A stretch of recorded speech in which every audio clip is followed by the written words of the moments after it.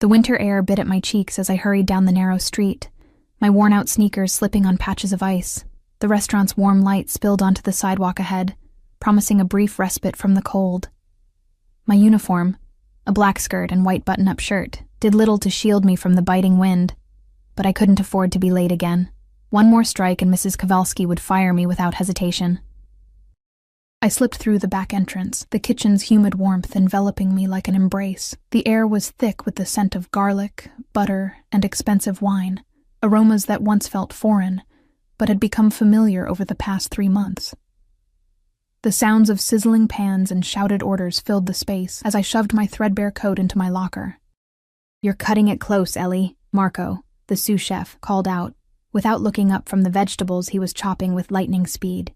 "Sorry," I mumbled, tying my apron around my waist and checking my reflection in the small mirror taped inside my locker door.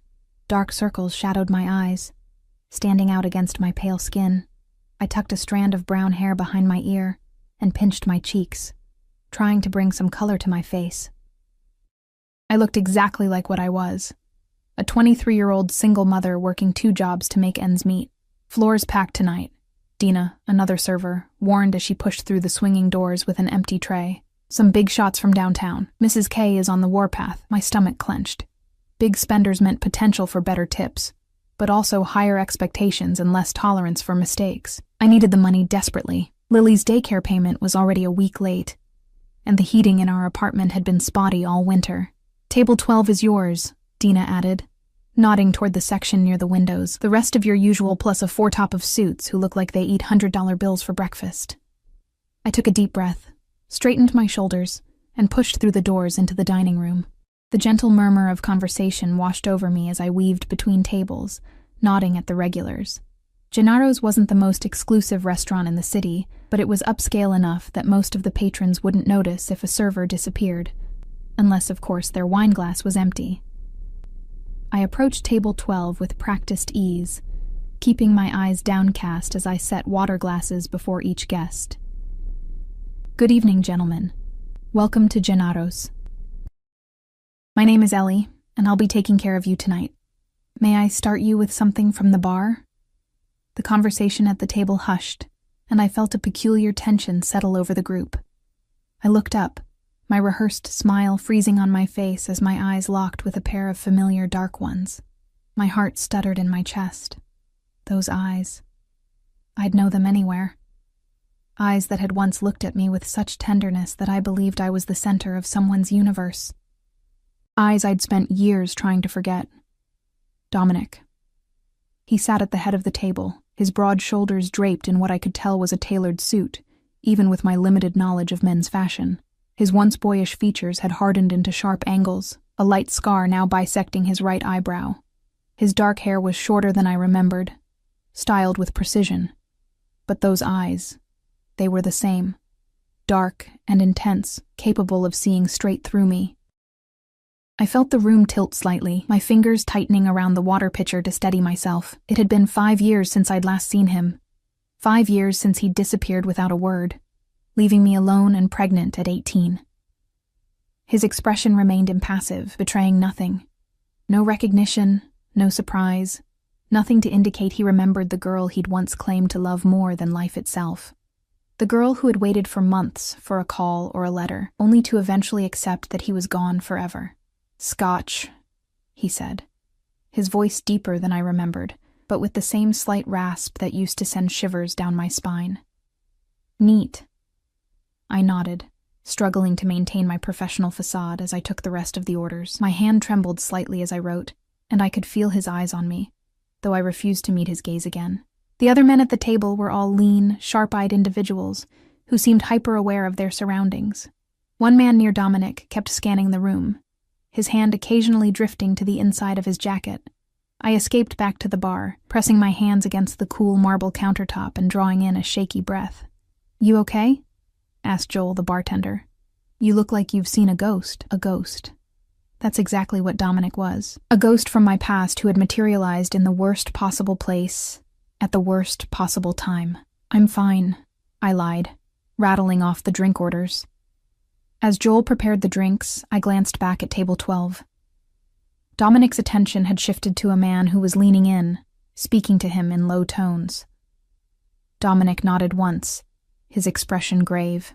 There was a different air about him now, an authority, a danger that hadn't been there before. The way the other men deferred to him, the respectful distance they maintained. He was clearly in charge. What had happened to the boy who'd worked at his uncle's garage, who'd dreamed of opening his own shop someday? The boy who'd kissed me under the bleachers after school and promised we'd get out of this town together. I returned with the drinks, distributing them without making eye contact with Dominic. As I set his scotch in front of him, his fingers brushed against mine.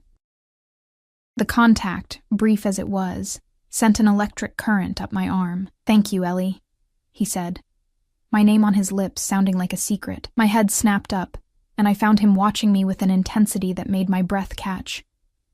So he did recognize me. The corner of his mouth curved up slightly, a ghost of the smile that had once been my son. "Are you ready to order, or would you like more time with the menus?" I managed to ask, my voice steadier than I felt. "We'll need a few minutes," said one of the other men. But Dominic never took his eyes off me. "Of course," I murmured, turning away and feeling his gaze burn into my back as I retreated. For the next hour, I moved through my duties in a daze. I served their food, refilled their glasses, and maintained a professional distance, all while acutely aware of Dominic's presence. Occasionally, I'd catch him looking at me, his expression unreadable. The other servers seemed to sense the tension, giving me curious glances as I moved in and out of the kitchen. By the time they asked for the check, I was exhausted from the effort of keeping my composure. I presented the leather folder to Dominic, who slipped a black credit card inside without even looking at the total. When I returned with the receipt, he signed it with a flourish, closing the folder and handing it back to me. "It was a pleasure," he said, his voice low enough that only I could hear. "You've grown even more beautiful, Ellie." I stared at him, unable to form a response. Beautiful? I was worn down, surviving on too little sleep and too much cheap coffee, my hands rough from cleaning products and dishwater. The word felt like mockery. "Thank you for dining with us tonight," I said formally, stepping back. "Have a good evening, gentlemen." I turned away, only to feel a warm hand encircle my wrist. I froze, looking down to see Dominic's fingers against my skin, his touch gentle but firm. "We have a lot to catch up on," he said, and it wasn't a suggestion. "I'm working," I replied, my voice barely above a whisper. His eyes flickered to the clock on the wall. "You're done at 11. I'll wait." It wasn't a request. The authority in his voice, the assumption that I would comply, sparked a flare of anger in my chest. How dare he? After 5 years of silence, he thought he could just walk back into my life and make demands. "I have somewhere to be," I said, pulling my arm free. His eyes narrowed slightly, the first crack in his composed facade. "Somewhere more important than reconnecting with an old friend. Home," I said simply. "To my daughter." I had the satisfaction of seeing genuine surprise flash across his face. His gaze sharpened, and I could almost see the calculations happening behind those dark eyes. "Your daughter," he repeated, the words careful, measured. "Yes." I squared my shoulders. "She's 4.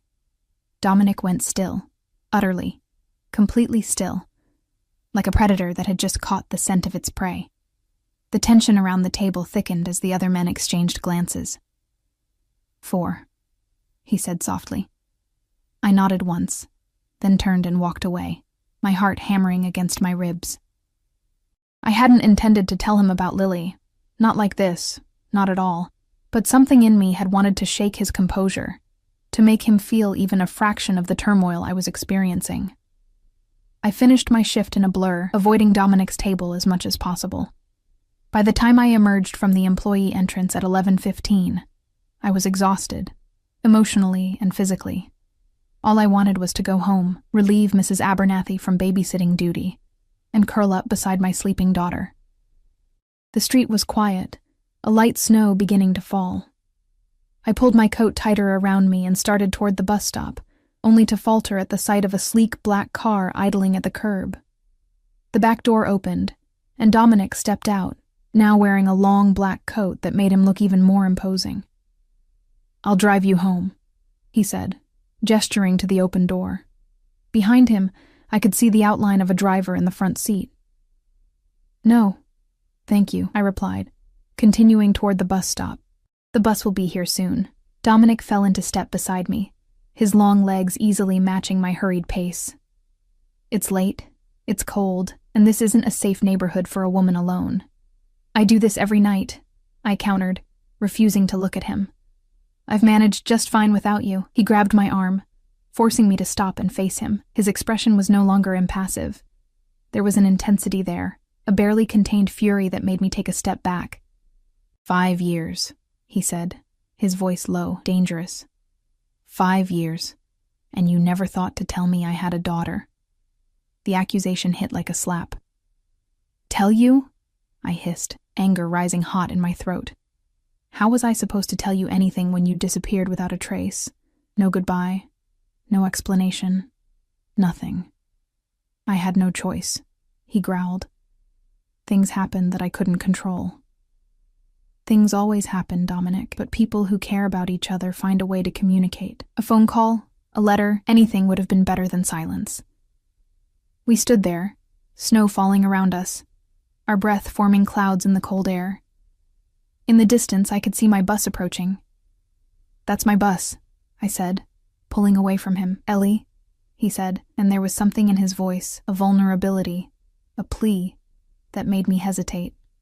Please, let me drive you home. Let me explain. I have a right to know my daughter. The bus drew closer. I thought of Lily, with her dark eyes so like her father's, asking questions about him that I couldn't answer. I thought of the heating bill I couldn't pay, the daycare fees piling up, the constant struggle just to keep our heads above water. But I also thought of the man Dominic seemed to have become, the air of danger around him, the deference of the men at his table, the expensive car waiting at the curb. What kind of life did he lead now? What would bringing him into Lily's world mean for her?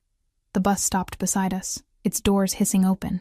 I had to make a choice. I need to get home to my daughter, I said finally. If you want to talk, it can't be tonight. Dominic's jaw clenched, a muscle ticking in his cheek. He reached into his coat and pulled out a business card, pressing it into my hand. My number, he said. Call me tomorrow. I'll come to you, whenever and wherever you say. I looked down at the card. It was simple, elegant. Just his name and a phone number. No company or title. I mean it, Ellie, he added, his voice softening slightly. I want to meet her. I have a right to know my own flesh and blood. The bus driver cleared his throat impatiently. I clutched the card tightly and stepped onto the bus without looking back. As I sank into a seat, I glanced out the window to see Dominic still standing there, snow gathering on his broad shoulders, watching the bus pull away with an expression that sent a shiver down my spine. It wasn't just determination I saw there. It was possession. Sleep eluded me that night. I lay awake in the small bedroom I shared with Lily, listening to her soft breathing from the twin bed pressed against the wall. Dominic's business card sat on my nightstand, the elegant black text catching what little moonlight filtered through our thin curtains. It seemed to pulse with its own gravity, pulling my thoughts back to him no matter how I tried to focus on anything else. Lily stirred, her small body curling tighter under the worn quilt my grandmother had made. In the dim light, I could make out her delicate profile, Dominic's nose, his stubborn chin. My heart ached with a familiar mixture of love and anxiety. Every decision I'd made since holding her for the first time had been with her well-being in mind. What was the right choice now? Morning came too soon, sunlight streaming through the window, and Lily bouncing onto my bed with her usual enthusiasm. "Mommy, it's morning time," she announced, her dark curls wild from sleep. I pulled her close, breathing in the sweet scent of her strawberry shampoo. "Good morning, sunshine. Did you have nice dreams?" She nodded earnestly. "I dreamed about a big castle, and I was a princess." "You are a princess," I said, tickling her sides until she squealed with laughter. "Princess Lily of apartment 3B.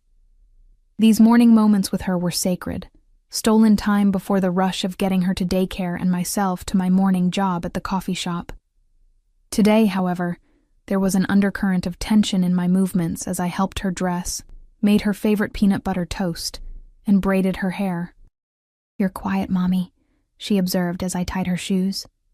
At 4, she was already too perceptive for her own good. "Are you sad?" I forced a smile. "Not sad, baby.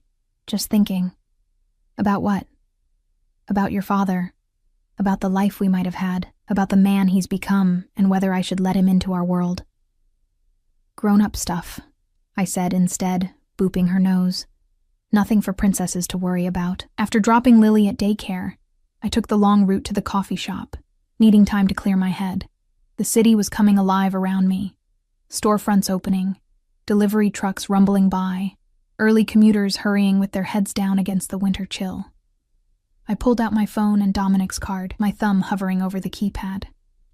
The weight of indecision pressed on my chest. Calling him would change everything. Not calling might be denying Lily a relationship with her father, something I'd always felt guilty about despite the circumstances.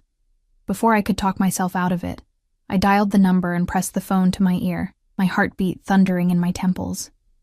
He answered on the second ring, Dominic Castellano. His voice sent an unwelcome ripple of awareness through me. "It's Ellie," I said, my own voice mercifully steady. There was a pause.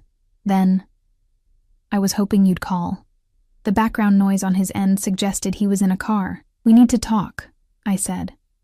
"About Lily." "Lily," he repeated, as though testing the name on his tongue. "She's named after your grandmother." It surprised me that he remembered that detail from our past. "Yes." "When can I see her?" Direct. To the point. The Dominic I'd known had been more patient, less commanding. "That's what we need to discuss. I get off work at 3 today. There's a park near my apartment, Riverside Gardens. I can meet you there at 3:30. Text me the exact location. I'll be there."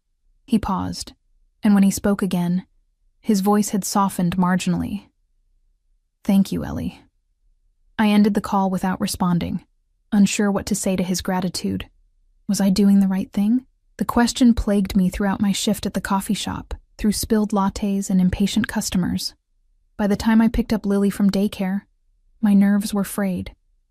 I changed her into warmer clothes at home and wrapped her in her favorite red coat and matching hat. "Are we going to the park?" she asked excitedly. "It's not even weekend. Special treat," I told her, forcing enthusiasm into my voice. "And afterward, maybe hot chocolate with marshmallows?" Her eyes, so like Dominic's, widened hopefully. "Extra marshmallows," I promised. Riverside Gardens was nearly empty on a cold Tuesday afternoon. A light dusting of snow covered the playground equipment, and the paths were slick with ice in places.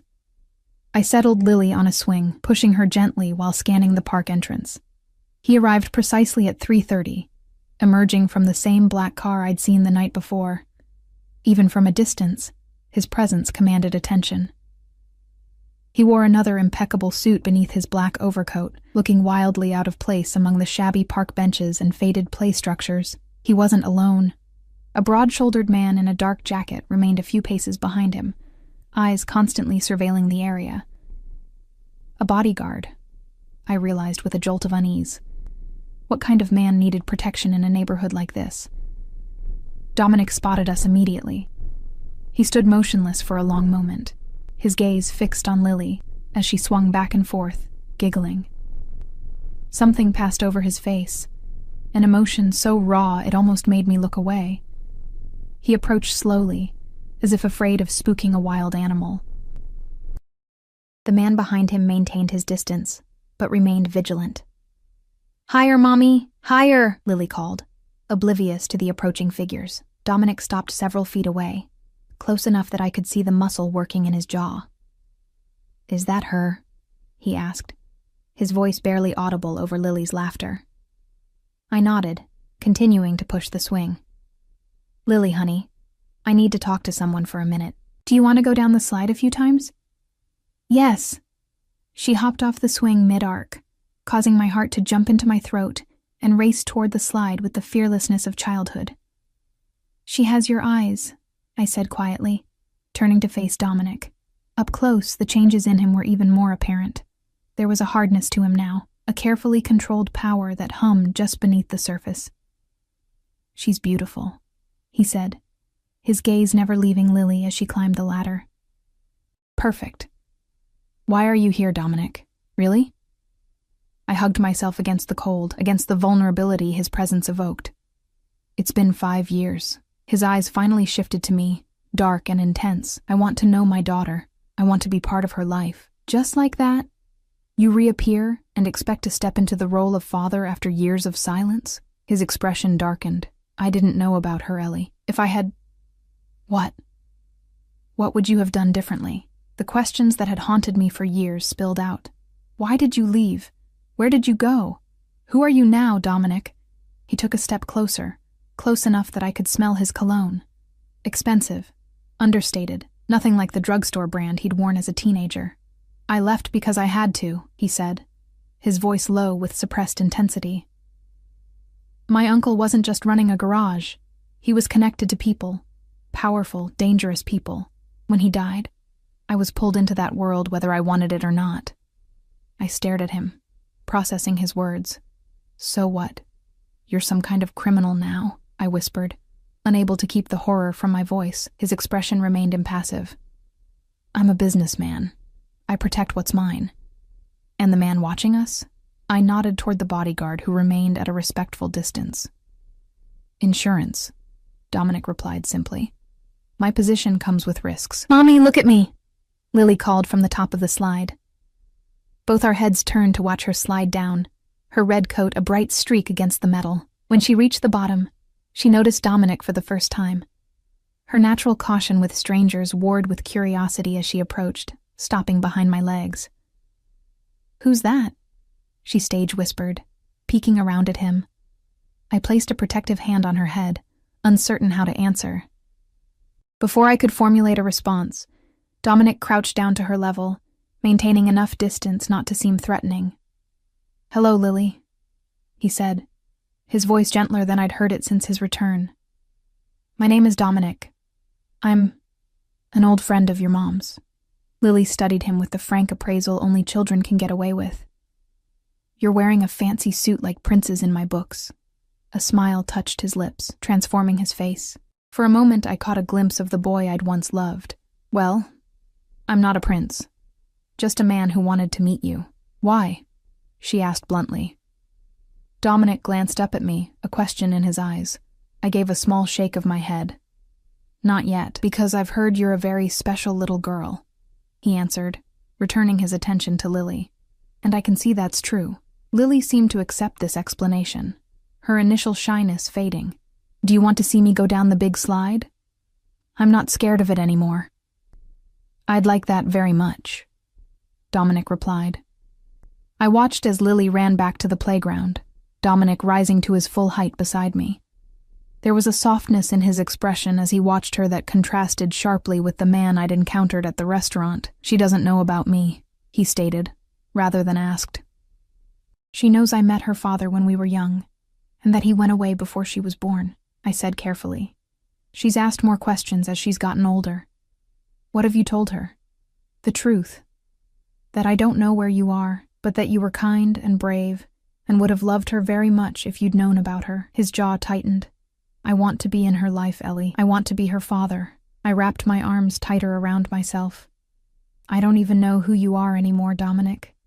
The boy I knew wouldn't have needed a bodyguard or driven a car that costs more than I make in a year.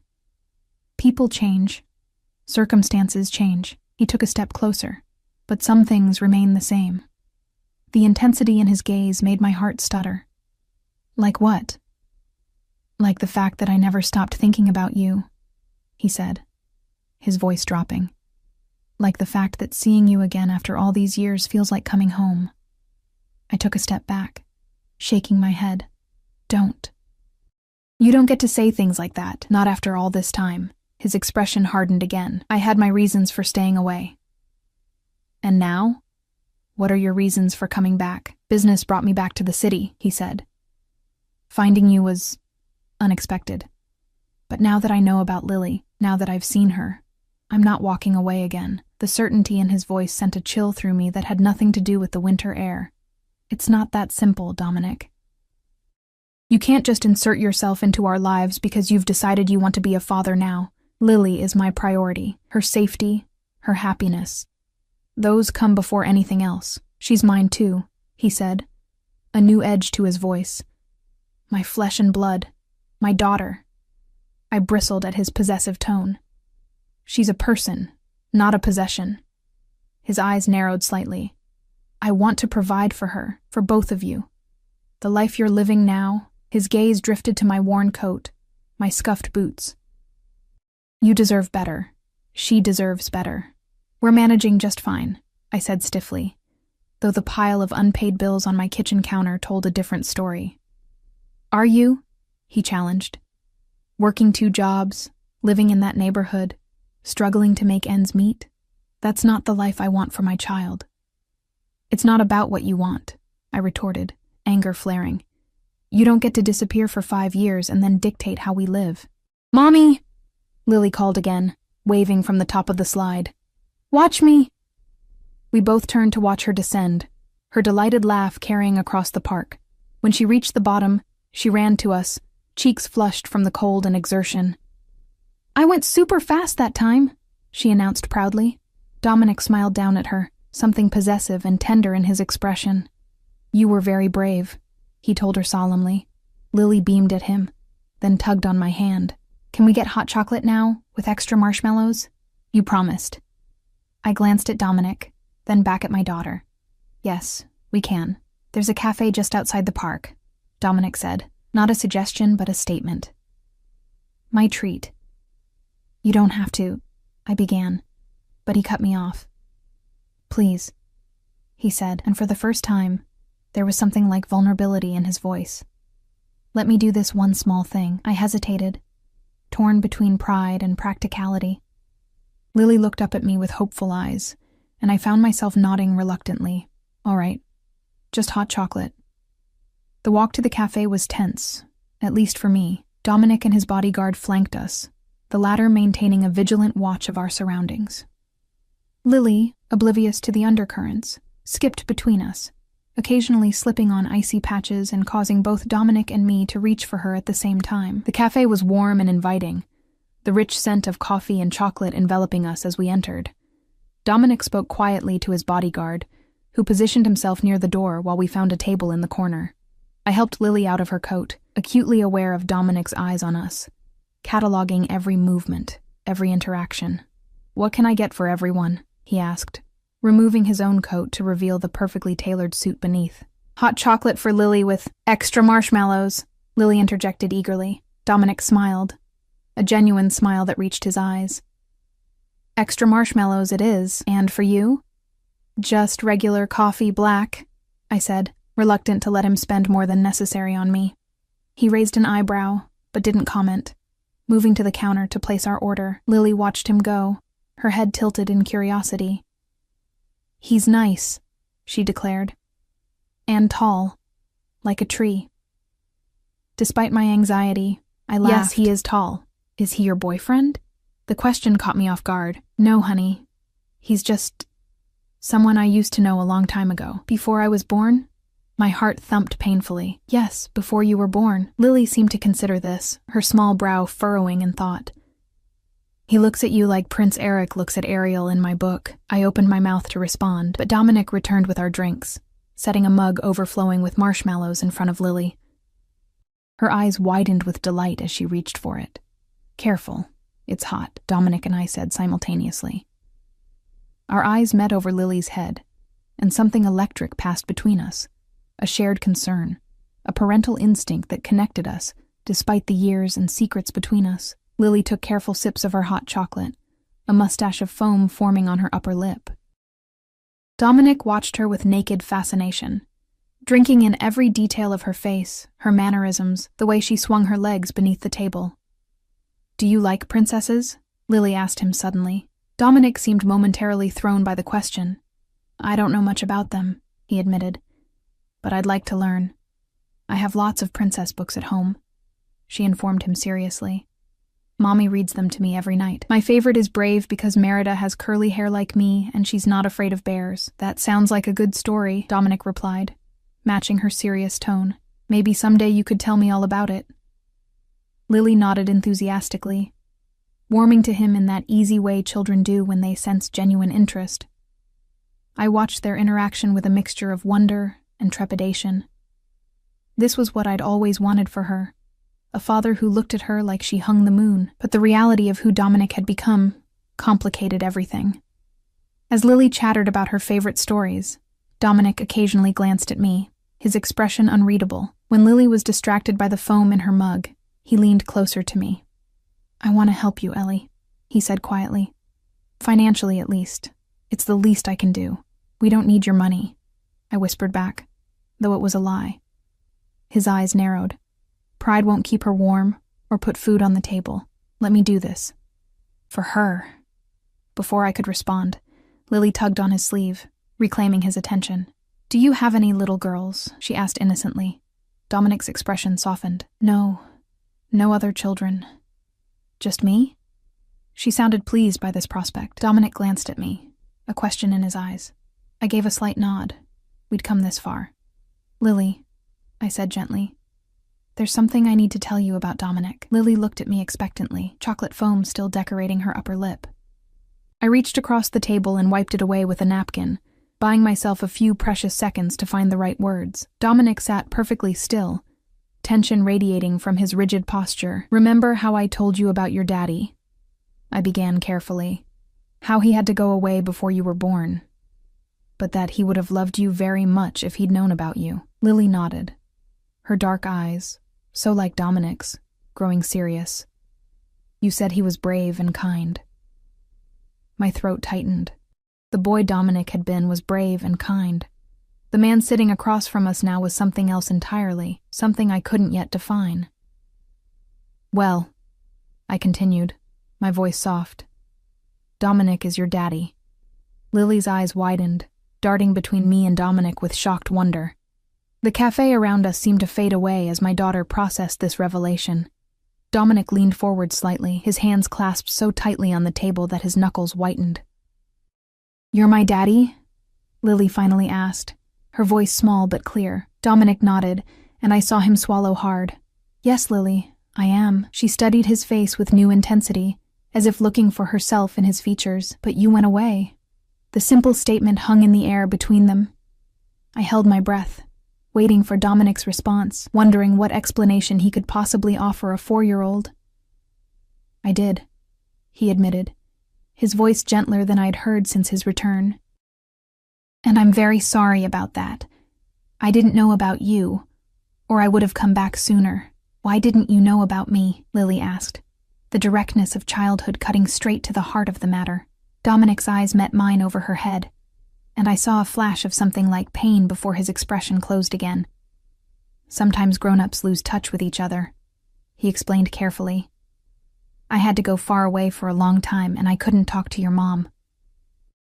"I didn't know she was going to have you." Lily seemed to consider this explanation, her small brow furrowed in concentration. "But you're here now," she stated finally. "I am," Dominic confirmed. "And I'd like to get to know you if that's okay."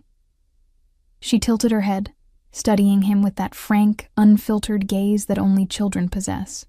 "Do you know how to make pancakes? Mommy makes them on special days, but they're always a little bit burnt." A smile touched Dominic's lips, a real smile that softened his entire face. "I can make pancakes," he said. "Good ones that aren't burnt at all. With chocolate chips?" "Definitely with chocolate chips." I watched their exchange with a knot in my throat. This was what I'd wanted for Lily, a father who would look at her with adoration, who would promise her chocolate chip pancakes and mean it. But the gold watch on Dominic's wrist, the bodyguard by the door, the aura of controlled danger that surrounded him, these were not what I'd wanted. "Lily, drink your hot chocolate before it gets cold," I said, needing a moment to collect myself. As she returned her attention to her mug, Dominic's eyes locked with mine. There was a raw intensity there, a mixture of gratitude and something possessive that sent a shiver down my spine. "Thank you," he mouthed silently. I gave a small nod, unsure if I deserved thanks for doing what any decent parent would do. When Lily finished her hot chocolate, leaving a ring of chocolate around her mouth that I carefully wiped away, Dominic insisted on driving us home despite my protests. "It's getting dark, and it's freezing," he said firmly. "Please, Ellie, let me do this." I reluctantly agreed, aware of Lily's drooping eyes and the biting cold outside. The black SUV waited at the curb, its windows tinted so dark they were almost opaque. The bodyguard opened the door for us, his face impassive as we climbed in. The interior was warm and luxurious, the leather seats softer than anything I'd sat on in years. Lily's eyes widened as she took in the spacious cabin, the subtle lighting, the small television screens built into the back of the front seats. "Your car is fancy," she declared, bouncing slightly on the seat. Dominic smiled as he settled beside her. "I'm glad you like it." I gave the driver our address, conscious of how shabby our apartment building would look to someone like Dominic now. The neighborhood wasn't dangerous exactly, but it was far from affluent. Faded storefronts with security grates, apartment buildings with peeling paint, streets that weren't always plowed in winter. As we drove, Lily's initial excitement gave way to drowsiness. Her head began to nod, and before long, she had slumped against Dominic's arm, fast asleep. He froze for a moment, looking down at her with an expression of such naked wonder that it made my chest ache. Carefully, gently, he shifted his arm to cradle her more comfortably, supporting her head against his chest. The tenderness of the gesture contrasted sharply with the dangerous man I'd glimpsed at the restaurant. "She trusts easily," I said quietly. "Like her mother used to," he replied, his eyes still on Lily's sleeping face. The observation stung with its accuracy. I had trusted easily once, trusted Dominic with my heart, my body, my future. That trust had been shattered when he disappeared without a trace, leaving me to face pregnancy and motherhood alone at 18. "People change," I said, echoing his earlier words. His gaze lifted to meet mine. "Yes, they do, but not completely." His voice dropped lower. "Part of you is still there, Ellie, the girl who used to look at me like I hung the moon. That girl grew up," I said firmly. "She had to." He studied me in the dim light of the car, his expression thoughtful. "I want to help you, Ellie. You and Lily both. We've been managing fine without your help for 5 years. Have you?" His gaze was penetrating. 2 jobs? An apartment in that neighborhood? Struggling to make ends meet? That's not what I want for my daughter. Or for you. "What I do is honest work," I said, lifting my chin. "I don't need to know what you do to understand it's not." His expression hardened. "You know nothing about what I do." The bodyguard, the car, the way those men deferred to you at the restaurant. "I'm not stupid, Dominic. Whatever business you're in, it's not legitimate. Everything I've built," he said, his voice low and intense, "I built with you and our future in mind. Before I knew about Lily, it was always for you, for us. I wanted to come back to you when I had something to offer, something more than a mechanic's salary and a cramped apartment above a garage. I would have preferred the mechanic and the cramped apartment to 5 years of silence," I replied, unable to keep the bitterness from my voice. He looked down at Lily again, his expression softening. "And now? What would you prefer now, knowing what you know?" The question hung between us as the car pulled up in front of my apartment building. The contrast between his world and mine couldn't have been more stark, his immaculate suit and luxury vehicle against the backdrop of my weathered building, with its flickering exterior light and cracked concrete steps. "I want what's best for Lily," I said finally. "That's all I've ever wanted." "We agree on that much, at least." Dominic gently shifted Lily into my arms, careful not to wake her. "Let me walk you up." "That's not necessary. It wasn't a question, Ellie." His tone brooked no argument. He spoke quietly to his driver, then followed me up the crumbling steps, his bodyguard trailing at a respectful distance.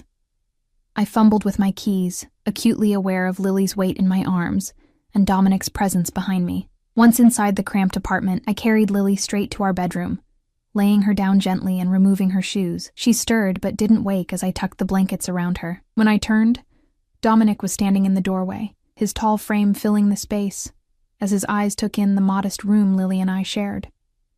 2 twin beds with mismatched comforters, a small dresser with peeling veneer, walls decorated with Lily's artwork, and a few photographs. It was clean and as cozy as I could make it. but there was no disguising the poverty. I closed the bedroom door quietly and led him back to the main room, which served as both living room and kitchen. The space was small but neat: a worn sofa, a coffee table with one slightly shorter leg propped up by a book, a tiny kitchen with outdated appliances. "Would you like some tea?" I offered automatically, falling back on the manners my grandmother had instilled in me. Dominic shook his head, his eyes still cataloging every detail of our home. I saw him notice the stack of bills on the counter, the patched cushion on the sofa, the single space heater that supplemented the building's inadequate heating system. "This is where you've been raising our daughter," he said, his voice carefully neutral. "This is our home," I replied defensively. "It's small, but it's clean and safe. Lily is happy here. She deserves more." His voice was quiet but firm. "You both do. We have what we need. Do you?" He gestured toward the stack of bills. "Are those all paid? Is the heat reliable? What about her education, her future?" I folded my arms across my chest. "I'm doing the best I can. I know you are." His expression softened slightly. "You're an amazing mother, Ellie. Anyone can see that, but you don't have to do this alone anymore." "What exactly are you proposing, Dominic?" He reached into his inner jacket pocket and withdrew an envelope, placing it on the coffee table. "To start with, this should help with immediate expenses. Rent, bills, whatever you need." I stared at the envelope, pride warring with practicality.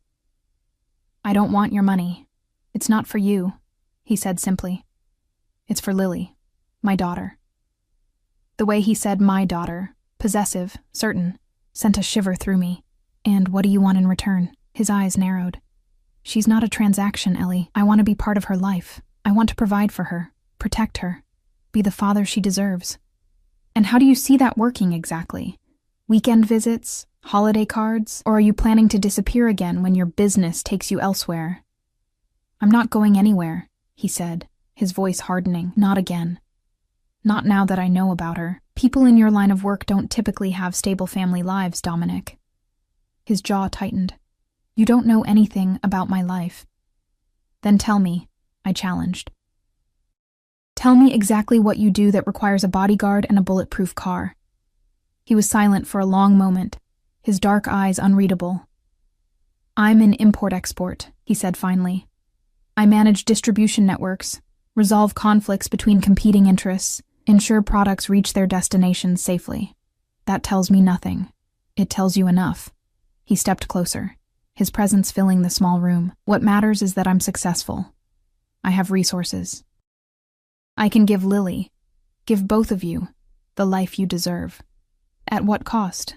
I asked quietly. "What happens when your competing interests decide to target your family? What happens when Lily asks what her father does for a living?" "I would never let anyone harm you or Lily," he said, and there was a dangerous edge to his voice that made me believe him. "As for Lily's questions, she's 4, Ellie. By the time she's old enough to understand, things will be different." "Different how?" He sighed, running a hand through his dark hair in a gesture so reminiscent of the boy I'd known that it made my heart twist. "I'm transitioning to legitimate businesses. Real estate, restaurants, investment properties. I've been working on it for the past year. Why?" "Because I always planned to come back for you," he said simply. "I couldn't do that while I was still entangled in certain aspects of the business." I shook my head, confused by the sincerity in his voice. "You disappeared for 5 years, Dominic. If you'd wanted to find me, you could have. It wasn't that simple." His expression darkened. "When my uncle died, I inherited his debts, his enemies, and his position. Walking away wasn't an option, not if I wanted to stay alive. It took years to build enough power, enough security, to even consider reaching out to you. And now? Now I have the means to protect what's mine." His eyes bored into mine. "You and Lily are mine, Ellie. You always have been." The possessiveness in his voice should have angered me, but instead it sent a treacherous warmth through my veins. The boy I'd loved had been passionate, protective, but the man before me took those qualities to a dangerous extreme. "We're not possessions," I said firmly, even as my pulse quickened. "Lily and I are people with our own lives, our own choices." "I know that," He stepped closer still, close enough that I could smell his cologne, feel the heat radiating from his body. But can you honestly tell me you're happy with the life you're living now? Working yourself to exhaustion, barely making ends meet, sharing a bedroom with our daughter because you can't afford a bigger place. I didn't answer, couldn't answer, because the truth was that I wasn't happy. I was surviving, pushing through each day for Lily's sake, trying to give her the best life I could with limited resources. The weight of that struggle had been crushing me for years. Dominic seemed to read the answer in my silence. His expression softened, and he reached out to touch my face, his fingertips gentle against my cheek. I should have pulled away, but I found myself frozen, caught in the gravity of his presence. "Let me help you, Ellie," he said softly. "Let me be there for both of you." "How?" I whispered. "How would that even work?" "To start with, a better apartment in a safer neighborhood, enough money that you don't have to work 2 jobs. Time for you to finish your degree, like you always wanted." The offer was tempting. So tempting that it frightened me. "And what about you? Where do you fit into this picture?" "I want to be part of Lily's life," he said simply. "Regular visits, time to get to know my daughter, and with you." He paused, his eyes searching mine. "I want a chance, Ellie. A chance to show you that the man I've become is still the boy you loved. Just stronger. More capable of protecting you and providing for you." "I don't need protection," I said, though my voice lacked conviction. "I've managed on my own." "You have," he agreed. "You're stronger than I ever could have imagined. But being strong doesn't mean you have to be alone." A small sound from the bedroom caught our attention. Lily stirring in her sleep. We both turned toward the noise, equally attuned to our daughter's presence. "She has nightmares sometimes," I explained quietly. "Usually settles back down on her own." Dominic's expression was pained. "I've missed so much," he murmured. "Her first words, her first steps. She started walking at 10 months, I said, the memory bittersweet. Said her first word at 11 months. Book. She's always loved being read to." "Tell me more," he urged, his eyes intent on my face. "Tell me everything about her." So I did. We moved to the sofa, and I found myself sharing the milestones, the challenges, the joys of raising Lily. Dominic listened with rapt attention, asking questions, absorbing every detail as though trying to piece together the years he'd missed. As I spoke, I could feel the walls I'd built around my heart beginning to crumble. This was what I'd always wanted, someone to share the wonder of our daughter with. Someone who found her as miraculous as I did. "She has your stubbornness," I told him, a reluctant smile tugging at my lips. "And your talent for negotiation. Bedtime is always a series of treaties and compromises." He laughed softly, the sound warming the small room. "Poor you. I was impossible to win an argument against, even as a kid." "I remember," I said, nostalgia washing over me. "You talked us into the principal's office after hours to retrieve your confiscated CD player, convinced me it wasn't breaking and entering if we had a good reason. We didn't get caught," he pointed out, his eyes crinkling at the corners. "Pure luck," I countered. But I was smiling too, remembering the adrenaline rush, the thrill of our small rebellion. For a moment, it felt like old times. The easy banter, the shared memories, the connection that had once seemed unbreakable. But then my eyes caught the gold watch on his wrist, the tailored suit that cost more than my monthly rent, and reality came rushing back. The ease between us evaporated as quickly as it had formed, leaving a heavy silence in its wake. Dominic seemed to sense the shift in my mood, his expression growing more guarded. "It's getting late," I said finally, standing from the sofa. "I have an early shift tomorrow." He rose as well, his height making the small living room feel even more cramped. "Of course. I've taken enough of your time tonight." Neither of us moved toward the door, caught in a moment of uncertainty. There was still so much unsaid between us, so many questions unanswered. "What happens now?" I asked quietly. "That depends on you," he replied, his eyes never leaving mine. "I meant what I said, Ellie.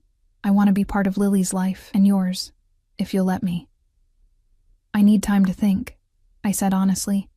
"This is A lot to process. He nodded, though I could see the impatience he was working to control. I understand, but don't take too long. His voice softened. I've missed enough of her life already. I'll call you, I promised. Soon, he reached into his pocket and pulled out another business card, different from the one he'd given me the previous night. This one had a different number scrawled on the back. My private line, he explained. I'll answer any time, day or night. I took the card, our fingers brushing in the exchange. The simple contact sent a familiar warmth through me, a reminder of what we'd once been to each other. Judging by the darkening of his eyes, he'd felt it too.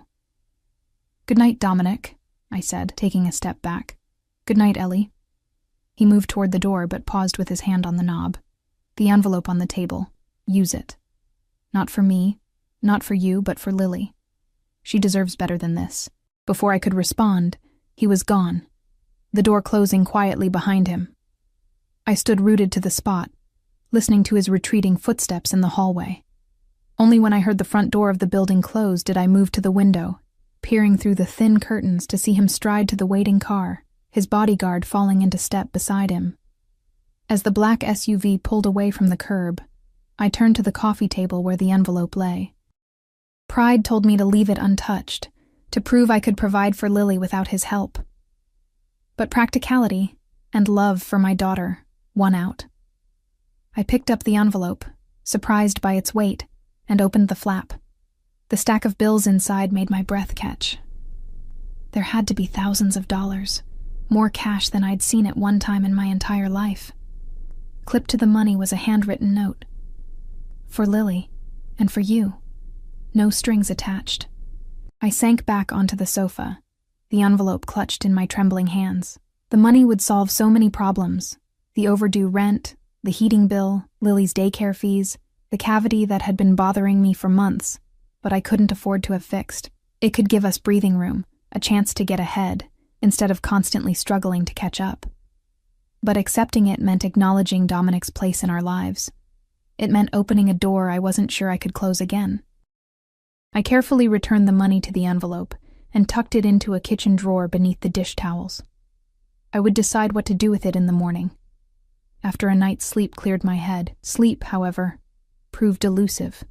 I lay beside Lily's peaceful form, my mind racing with the events of the day. The shock of Dominic's return, the revelation of his changed circumstances, his clear intent to be part of our lives. It was overwhelming. Beneath it all ran an undercurrent of emotions I'd thought long buried. The lingering hurt of his abandonment, the whisper of feelings that had never fully died, the terrifying vulnerability of letting him back into our carefully constructed life. Morning came too soon, bright sunlight filtering through the thin curtains. Lily woke with her usual boundless energy, but today there was a new excitement in her eyes. "Is my daddy coming back today?" she asked as I braided her hair for school. The innocent question caught me off guard. "Not today, sweetie. He has work. But he will come back, right?" She twisted to look at me, her expression anxious. "He won't go away again?" My heart clenched. One meeting, and already she was attached to the idea of having a father. "He wants to see you again," I said carefully. "We'll figure out when, okay?" This seemed to satisfy her for the moment, and we continued our morning routine: breakfast, teeth brushing, bundling up against the January cold. As I helped her into her coat, Lily fixed me with those perceptive dark eyes. "Daddy has a fancy car," she observed, "and a fancy watch. Is he rich?" The question, so innocently asked, made me pause. How did I explain Dominic's wealth to a 4-year-old? How did I explain any of this? "He has a good job," I said finally, which wasn't exactly an answer. "Better than your job at the restaurant and the coffee place?" I zipped her coat up to her chin, buying time. "Different. Come on, we'll be late for daycare." The day passed in a blur of coffee orders and distracted thoughts. During my break at the cafe, I found myself pulling out Dominic's card, turning it over in my fingers as I considered my options. Part of me wanted to call him immediately, to establish clear boundaries before things went any further. Another part, a part I didn't entirely trust, wanted to see him again, to explore this connection that had so unexpectedly reappeared in my life. By the time I picked Lily up from daycare, I'd made my decision. I needed to be practical, to put Lily's needs above my own complicated feelings. Dominic was her father. He had resources that could give her a better life than I could provide alone. For her sake, I needed to find a way forward that included him. That evening, after Lily was bathed and tucked into bed with 3 stories, she'd negotiated up from the usual 2, I took out my phone and dialed the number on Dominic's card. He answered on the first ring. "Ellie," he said, my name a caress in his deep voice. "How did you know it was me?" I asked, caught off guard. "I've been waiting for your call," he replied simply. "What's on your mind?" I sank onto the sofa, gathering my thoughts. We need to talk about how this is going to work. For Lily's sake, we need clear expectations and boundaries. "I'm listening." I took a deep breath. "I'm willing to let you be part of her life. Regular visits, input on important decisions, but I need to know you're committed to this, Dominic. That you won't disappear again when things get complicated or when your business takes you elsewhere. I told you, I'm not going anywhere," he said, his tone hardening slightly. "Not now that I know about her, not now that I've found you again, and your lifestyle. The danger that comes with whatever it is you're really involved in. How do I know that won't touch her?" There was a pause. Then, "Come to dinner with me tomorrow night. There are things we should discuss in person. I'll send Marco to stay with Lily." "Marco? Your sous chef from the restaurant?" "He's more than that. He's my cousin, and one of the few people I trust completely. Lily will be safe with him." The casual way he arranged things, the assumption that I would agree, sparked a flare of irritation. "I'm not leaving my daughter with a stranger." "Then bring her with you," he countered smoothly. "Either way, we need to talk, Ellie. Face to face." He was right about that much, at least. "Fine," I conceded. "But just me. I'll ask Mrs. Abernathy from downstairs to watch Lily. I'll send a car for you. 8 o'clock? I can take the bus." 8 o'clock, he repeated, as if I hadn't spoken. "Wear something nice. I'll text you the restaurant details." Before I could protest further, he'd ended the call. I stared at my phone in frustration. 5 years gone, and within days he was already trying to take control of my life again. The difference was that now he had the resources to make it happen. The next day passed in a haze of anticipation and anxiety. I arranged for Mrs. Abernathy to watch Lily, called in a favor to switch shifts at the restaurant, and stood in front of my meager wardrobe feeling increasingly hopeless. "Something nice," Dominic had said. The nicest thing I owned was a simple black dress I'd worn to my grandmother's funeral 2 years ago. At 7:30, I stood in front of the bathroom mirror, scrutinizing my appearance with a critical eye. The black dress was plain but fit well enough. My hair was clean and falling in loose waves past my shoulders, and I'd applied a light touch of makeup, mascara, a bit of blush, and tinted lip balm. It was the best I could do with what I had. "You look pretty, Mommy," Lily said from the doorway, her head tilted as she watched me. "Like a princess." I smiled at her reflection in the mirror. "Thank you, sweetheart. Are you going to be good for Mrs. Abernathy tonight?" She nodded solemnly. "Are you going to see my daddy?" The question was direct, as her questions always were. "Yes, I am. We need to talk about some grown-up things." "About me?" I turned and crouched to her level, smoothing a hand over her dark curls. "About lots of things, including you. Is that okay?" She considered this, her small brow furrowed in thought. "Will he come see me again soon?" "I think so," I said carefully. "Is that what you want?" She nodded, more enthusiastic this time. "He promised to make pancakes, not burnt ones." I laughed despite myself, pulling her into a hug. "Well, we can't miss out on non-burnt pancakes, can we?" At precisely 8 o'clock, my phone buzzed with a text from an unknown number. "Car waiting downstairs." I said goodnight to Lily, thanked Mrs. Abernathy again, and made my way down to the street where the now familiar black SUV idled at the curb. The same driver from yesterday opened the rear door for me, his face impassive. I'd expected to find Dominic inside, but the back seat was empty. As the car pulled away from the curb, I felt a flutter of nerves in my stomach. What exactly was I getting myself into? 20 minutes later, we pulled up in front of a restaurant I'd heard of, but never dreamed of entering. An exclusive establishment where reservations were booked months in advance, and the prices weren't listed on the menu because if you had to ask, you couldn't afford it. The driver opened my door and directed me toward the entrance where Dominic stood waiting, a commanding figure in a dark suit that made my funeral dress feel even more inadequate. His eyes swept over me, his expression warming as he took me in.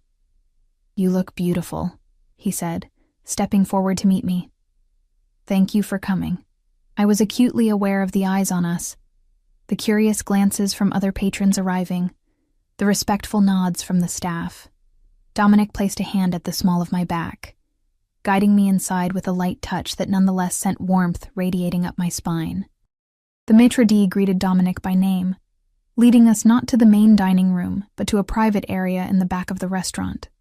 The space was intimate, a single table set with crystal and silver, soft lighting casting a warm glow over the elegant decor.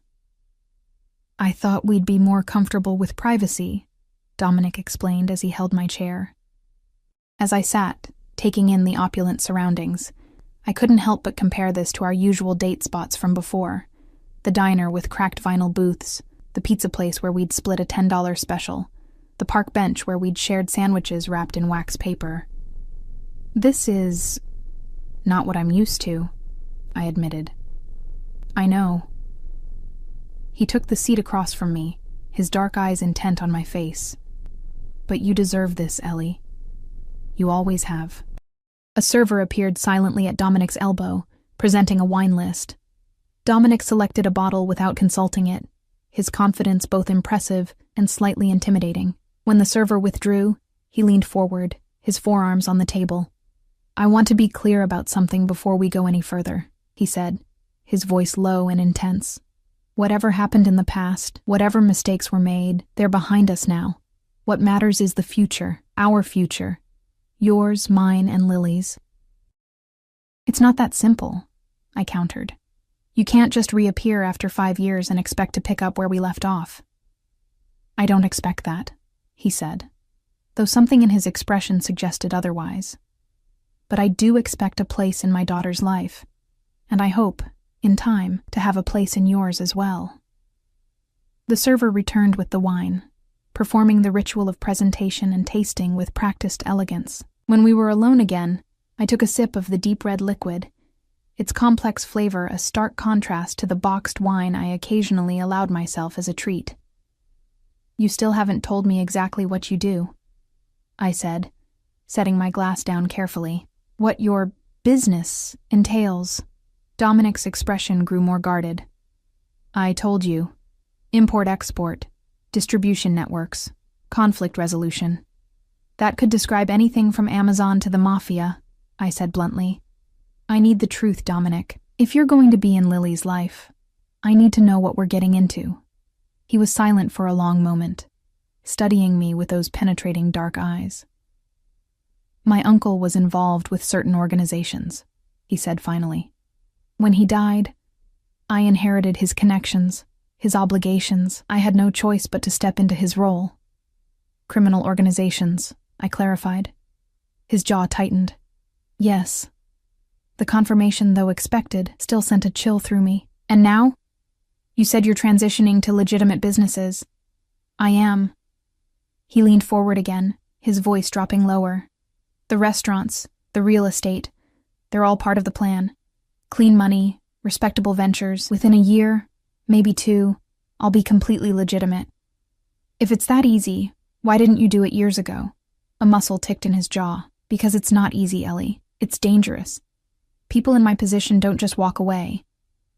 The only way out is to build enough power, enough protection, that they can't touch you or what's yours. And you've done that? Almost." His expression grew determined. "Finding you and Lily, it changes things, accelerates the timeline. I need to complete this transition now, for your safety as much as mine." "So we're still in danger," I concluded. "As long as you're in our lives, we're at risk." "No," he said firmly. "I would never let anything happen to either of you. The men around me, the security measures, they're all for protection. Nothing will touch you or Lily while I'm alive. I promise you that. The intensity in his eyes, the absolute certainty in his voice, was both reassuring and terrifying. This was a man accustomed to power, to control, to getting exactly what he wanted, and what he wanted apparently was us. "What exactly are you proposing, Dominic?" I asked finally. "Spell it out for me." A server appeared with our first course, artfully arranged plates that looked more like sculptures than food. Dominic waited until we were alone again before answering my question. "In the immediate term, a new apartment in a secure building, one I own," he said, his tone making it clear this wasn't negotiable. 3 bedrooms, good neighborhood, close to the best schools. I can't afford. You wouldn't pay rent, he interrupted smoothly. It would be yours. Well, Lily's technically. I'd put it in a trust for her. I stared at him, momentarily speechless. You want to buy us an apartment? I want to provide a safe, comfortable home for my daughter, he corrected. And for her mother. And in return? I asked cautiously. His eyes narrowed slightly. This isn't a transaction, Ellie. This is me taking responsibility for my family. Your family, I repeated. The words hung between us, loaded with implication. Is that how you see us? Yes, he said simply. How else would I see you? I shook my head, trying to clear the confusion his words created. Dominic, we haven't been together in 5 years. You can't just declare us a family because you found out you have a daughter. We've always been a family, he said, his voice dropping to that dangerous soft tone I was beginning to recognize as a sign of his deepest emotions. Even when I was away, even when I didn't know about Lily. You were always mine, Ellie. That never changed. A shiver ran through me at his possessive words. Part of me wanted to bristle at the presumption. But another part, a part I didn't entirely trust, responded to the raw certainty in his voice. People aren't possessions, I said, echoing my words from the day before. You don't own me or Lily. Not ownership, he clarified, his eyes never leaving mine. Connection. Belonging. The kind that doesn't break, even with time and distance. I took another sip of wine, needing a moment to gather my thoughts. The first course remained untouched in front of me, my appetite diminished by the intensity of our conversation. Let's be practical, I said finally. Even if I agreed to this apartment, what then? What would your involvement in our lives look like? He seemed pleased by the question, as if I'd already conceded the larger point. Regular visits with Lily, dinner twice a week to start, perhaps a full day on weekends. As she gets more comfortable with me, we can adjust. I'd contribute financially, of course, a monthly amount for her expenses, plus a college fund, healthcare, anything she needs. It was exactly what any child deserved from their father, what I'd always wished Lily could have. But coming from Dominic now, with all his complications, it felt fraught with danger. And your associates? Your enemies? How do we fit into that picture? You don't, he said firmly. My home life would be completely separate from business. The apartment building has top-tier security. My driver would take Lily to and from school. No one would dare touch what's mine. There it was again, that possessive streak that both alarmed and stirred something deep within me. The boy I'd known had been protective, yes, but this man had elevated that trait to something almost predatory. And us? I asked quietly. What exactly are you expecting from me, Dominic? His eyes darkened, sweeping over my face with an intensity that made my skin warm. Nothing you're not ready to give, he said carefully. I understand things are complicated between us. 5 years is a long time, but the connection is still there, Ellie. I can feel it. I know you can too. He wasn't wrong. Despite everything, the years of silence, the anger, the hurt, there was still a pull between us, a dangerous undertow that threatened to drag me under if I let my guard down. I need to focus on what's best for Lily, I said, diverting the conversation back to safer ground. My priority has to be her well-being. On that, we're in complete agreement. Dominic nodded toward my untouched plate. You should eat. The chef here is exceptional. I took a small bite, the flavors exploding on my tongue in a way that made me realize how accustomed I'd become to cheap, hurried meals. Dominic watched me with satisfaction, as if my enjoyment of the food was a personal victory. Tell me about your work, he said, changing the subject smoothly. The coffee shop and the restaurant. Do you enjoy either of them? I considered the question, surprised by his apparent interest in the mundane details of my life. They're jobs, I said with a small shrug. They pay the bills. Or most of them, anyway. What would you rather be doing? If money wasn't a concern? It had been so long since I'd allowed myself to think that way that the question caught me off guard. I'd finish my degree, I suppose. I said finally. Early childhood education. I had a year left when you found out you were pregnant, he finished for me. I nodded. Childcare costs more than tuition. It wasn't financially possible to continue. It could be now, he said, watching me carefully. With my support, you could go back to school, finish what you started. The offer dangled before me like a forbidden fruit, tempting, but potentially dangerous. You make it sound so simple. It is simple, he insisted. You're Lily's mother, my daughter's mother. Why wouldn't I support you in building the life you want? Because nothing comes without strings, Dominic. Especially from someone in your position. His expression hardened slightly. You think I'd use Lily as leverage? That I'd hold my support over your head to control you? Wouldn't you? I challenged. You're used to getting what you want, used to being in charge. What happens the first time we seriously disagree about Lily, or about anything else? We talk it through, he said, as if it were obvious. Like adults, like parents. And if talking doesn't resolve it? He leaned back in his chair, studying me with those penetrating dark eyes. You don't trust me, he stated, rather than asked. How can I? The words came out more vulnerable than I'd intended. You disappeared for 5 years, Dominic. Not a word, not a sign you were alive. And now you're back, completely transformed, with resources and power and expectations I don't fully understand. His jaw tightened, a muscle ticking in his cheek. I did what I had to do to survive, to build something worthwhile. Everything I've done, every move I've made, was with the end goal of coming back to you, creating a life we could share. You couldn't have known about Lily then, I pointed out. No, he admitted. But I knew about you. I knew I wanted a future with you. Finding out about Lily, his expression softened. It makes that future even more important, even more worth fighting for. The servers returned then, removing our first course and bringing the second. Something with perfectly seared scallops and a sauce that smelled like heaven. The interruption gave me a moment to collect my thoughts, to shore up the defenses that Dominic's words were systematically dismantling. What you're offering, I said once we were alone again, the apartment, the financial support, the chance to finish my degree, it's generous. More than generous. But I need to be sure about your motives, Dominic. Is this about Lily? Or is it about getting what you want? Why can't it be both? He asked simply. I want what's best for my daughter. I want her to have every advantage, every opportunity. And yes, I want you back in my life. I want us to be a family. Those aren't mutually exclusive goals. They are if the first is contingent on the second. His eyes narrowed slightly. You think I'd withhold support from my own child if you rejected me personally? Put that baldly, it did sound absurd. Whatever Dominic had become, I couldn't imagine him punishing Lily for my choices. No, I admitted, I don't think you would.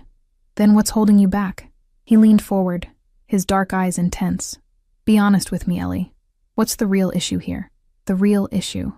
There were so many tangled threads, fear, distrust, lingering hurt, and beneath it all, the dangerous pull of feelings I'd thought long buried.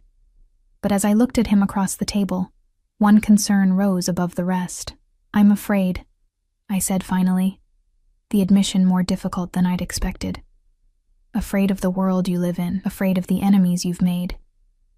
Afraid that by letting you into Lily's life, I'm exposing her to dangers she'd never otherwise face. Dominic was silent for a long moment, his expression thoughtful. When he spoke again, his voice was gentle but firm. Those fears aren't irrational. In my position, I've made enemies. I've taken risks. But I've also built protections, established boundaries. The people in my world know better than to cross certain lines. What lines? Family, he said simply. It's the one unbreakable rule. Families are sacrosanct. To target a man's family is to invite total destruction, not just on yourself, but on everyone connected to you. No one would dare. You sound very confident. I am confident, he replied. Because I've made examples of the few who've tested me over the years. My reputation is clear. What's mine is untouchable. There it was again. That possessive certainty that both unnerved and oddly reassured me. In Dominic's world, being claimed as his was apparently the ultimate protection. And if someone breaks your unbreakable rule? I asked. A coldness entered his eyes, a glimpse of the dangerous man that lurked beneath the polished exterior. Then I handle it, he said simply. Permanently. The implication sent a shiver down my spine. This was the reality of the man Dominic had become. Someone capable of violence, of retribution, of enforcing his will through fear. How did I reconcile that with the father I wanted for Lily? I don't know if I can live in your world, I said honestly. I don't know if I want Lily exposed to that reality. You wouldn't be, he insisted. The apartment, the schools, the life I'm offering, it's all in the legitimate world. Clean, respectable, safe. My other concerns would never touch you. But they'd touch you, I pointed out. And you'd be part of our lives. What happens when Lily is old enough to ask questions? To wonder why her father has bodyguards and bulletproof cars? What do I tell her then? He considered this, swirling the wine in his glass before answering. By then, the transition will be complete. I'll be fully legitimate, a businessman with diverse investments, nothing more. You make it sound so certain. It is certain, he said firmly. Finding you and Lily has only strengthened my resolve. The timeline has accelerated. Within a year, 2 at most, all my interests will be above board. I wanted to believe him. Wanted to believe that the life he was offering could be as simple, as safe, as he made it sound. But years of struggling alone had taught me that nothing came easily, that every choice had consequences. I need time, I said finally. This is all happening so fast, Dominic. A week ago, you weren't even in our lives. Now you're talking about apartments and college funds and family futures. I need to process this, to think about what's truly best for Lily. He nodded, though I could see the impatience he was working to control. I understand. But don't take too long, Ellie. Every day that passes is another day I miss with my daughter, another day you spend struggling unnecessarily. It wouldn't be unnecessary if it meant keeping her safe, I countered. She is safe with me, he said, his voice dropping to that dangerous soft tone again. Safer than she could ever be without me. I protect what's mine, Ellie, with everything I have. The remainder of dinner passed in lighter conversation. Dominic asking more questions about Lily, about her personality, her likes and dislikes, her routines. I found myself sharing stories, drawn in by his genuine interest, his hunger to know every detail about the daughter he'd just discovered. By the time dessert arrived, a delicate confection of chocolate and gold leaf that seemed too beautiful to eat, I'd almost forgotten the tension of our earlier conversation. Almost. I have something for you, Dominic said as the last plates were cleared away. He reached into his inner jacket pocket and withdrew a small velvet box. My heart stuttered in my chest. Dominic, it's not what you're thinking, he said with a small smile, placing the box on the table between us. Not yet, anyway. With hesitant fingers, I picked up the box and opened it. Inside lay a key attached to a simple silver keychain. The apartment I mentioned, he explained. It's ready for you and Lily whenever you decide. Fully furnished, security in place, everything you'd need. I stared at the key, struck by the weight of what it represented.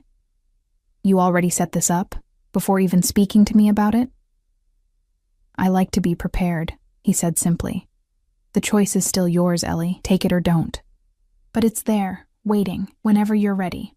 I closed the box carefully, setting it on the table. This is exactly what I mean about moving too fast. You make decisions, set things in motion, and then present them as accomplished facts. I see opportunities and I act on them, he countered. The building came on the market. It was perfect. Right neighborhood, excellent security potential, close to the best schools. So I acquired it. The top floor unit is ideal for a family, our family, if you choose. The presumption should have angered me, but I found myself more weary than irate. This was Dominic, decisive, determined, accustomed to bending the world to his will. That aspect of him, at least, hadn't changed in 5 years. "I'll think about it," I said, neither accepting nor refusing outright. "That's all I can promise right now." He studied me for a long moment, then nodded once. "Fair enough." He signaled for the check, which appeared instantly. "Let me drive you home." The ride back to my apartment was silent, heavy with unspoken words and complicated emotions. Dominic sat beside me in the back seat, close enough that I could feel the warmth radiating from his body, smell the subtle cologne that clung to his skin. His presence filled the space, making the luxurious interior of the SUV feel suddenly too small, too intimate. When we arrived, he insisted on walking me to my door despite my protests. The hallway of my building seemed even shabbier in contrast to his impeccable suit, the elegant restaurant we'd just left. At my apartment door, I turned to face him, the velvet box clutched in my hand. "Thank you for dinner. It was enlightening." "Think about what I said," he urged, his dark eyes intense in the dim hallway light. "About the apartment. About us." "I will," I promised. "I just need time." He nodded, though his expression suggested time was a luxury he was reluctant to grant. "May I see Lily tomorrow? Perhaps take you both to the park again?" The request was reasonable, more reasonable than I'd expected. "She'd like that. She's been asking about you." Something softened in his expression. "She has?" "She's looking forward to those non-burnt pancakes," I admitted with a small smile. "Then I'll have to deliver," he said, his own lips curving in response. 3 o'clock? Same park as before?" 3 o'clock, I agreed. He reached out then, his hand coming up to cup my cheek with a gentleness that contrasted sharply with the power I knew he wielded. "Good night, Ellie," he murmured, his thumb brushing lightly across my skin. For a moment, I thought he might kiss me. Part of me, a treacherous, reckless part, almost wanted him to. Instead, he stepped back, dropping his hand as if it cost him physical effort to break the contact. "Good night, Dominic," I whispered. I watched him walk away, his tall figure receding down the hallway. Only when he disappeared down the stairs did I unlock my door and slip inside. Mrs. Abernathy reported that Lily had been perfectly behaved, falling asleep easily after her bedtime story. I thanked her and saw her out, then moved to the bedroom to check on my sleeping daughter. Lily lay curled beneath her blankets, dark curls spread across her pillow, one small hand clutching her favorite stuffed rabbit. In the dim light filtering through the curtains, I could see Dominic in her features, the shape of her nose, the stubborn set of her jaw even in sleep. Looking at her, I knew what my decision would be. Not tonight, not tomorrow, but soon. Whatever complicated feelings I had about Dominic, whatever fears his lifestyle raised, one fact remained clear. He was Lily's father, and he wanted to provide for her, to give her advantages I could never offer on my own. For her sake, I would find a way forward, a path that allowed her to know her father, while keeping her safe from the dangers of his world. As I changed into my nightclothes, the velvet box sat on my nightstand, the key inside representing not just an apartment, but a new life. A life intertwined with Dominic's, for better or worse. A life where Lily would know her father, where we would no longer struggle alone. It was a life filled with unknowns, with potential dangers, but also with possibilities. The possibility of stability, of security. The possibility of Lily growing up with 2 parents who loved her fiercely. The possibility of reclaiming something I'd thought lost forever. As I drifted toward sleep, I found myself remembering the boy Dominic had been, passionate, protective, full of dreams for our future. Perhaps, beneath the hardened exterior of the man he'd become, that boy still existed. Perhaps there was a way forward that honored our past, while acknowledging the complicated reality of our present. Perhaps, in the dangerous world Dominic inhabited, there was still room for love, for family, for the future we'd once imagined together. A future I'd never stopped wanting, even when I'd believed it impossible. Tomorrow, we would go to the park. I would watch Dominic with our daughter, see the father he was becoming, and then I would decide. Not just for Lily, not just for Dominic, but for myself as well. Because after 5 years of putting everyone else first, perhaps it was time to acknowledge what my heart had never truly forgotten. That despite everything, despite the time and distance and changes between us, a part of me had always been his, just as he had always been mine.